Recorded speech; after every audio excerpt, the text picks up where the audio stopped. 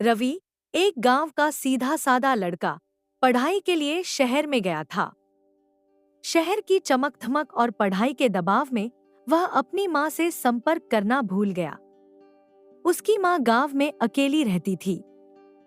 रवि के पिता का देहांत पहले ही हो चुका था और उसके बाद माँ ने अपने सारे सपने और उम्मीदें रवि में ही बसा दी थी। हर रोज माँ एक पत्र रवि को लिखती, जिसमें वह अपने दिल की बातें करती।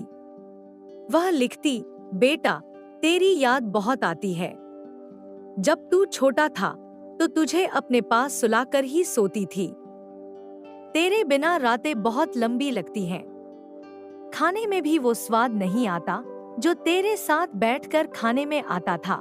लेकिन रवि की तरफ से कोई जवाब नहीं आता। माँ हर रोज डाकिये का इंतजार करती, लेकिन निराशा ही हाथ लगती। धीरे धीरे माँ का स्वास्थ्य भी गिरने लगा, लेकिन उसका मन फिर भी रवि के पत्र का इंतजार करता रहा। एक दिन माँ ने आखिरी बार एक पत्र लिखा। उसमें उसने लिखा, बेटा, मुझे लगता है कि अब तुझसे मिलने का समय शायद मेरे पास नहीं बचा है। तेरी यादें ही मेरा सहारा है। तू खुश रह, बस यही मेरी आखिरी ख्वाहिश है। रवि जब यह पत्र पढ़ता है तो उसे अपनी गलती का एहसास होता है। वह तुरंत गांव जाने का निर्णय लेता है। लेकिन जब वह गांव पहुंचता है तो वहां मातम का माहौल होता है। उसकी माँ अपनी आखिरी सांस ले चुकी होती है, लेकिन उसकी आंखों में अब भी बेटे का इंतजार झलकता है। रवि को यह एहसास होता है कि वह अपनी माँ से कितना दूर हो गया था और वह उसकी आखिरी ख्वाहिश भी पूरी नहीं कर पाया।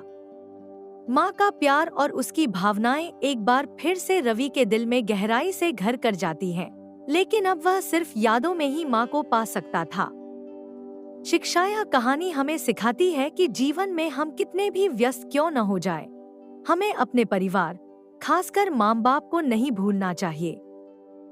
उनकी भावनाएं और प्यार हमारे जीवन का एक अमूल्य हिस्सा होते हैं, जिन्हें हमें समय रहते समझना और संजोना चाहिए।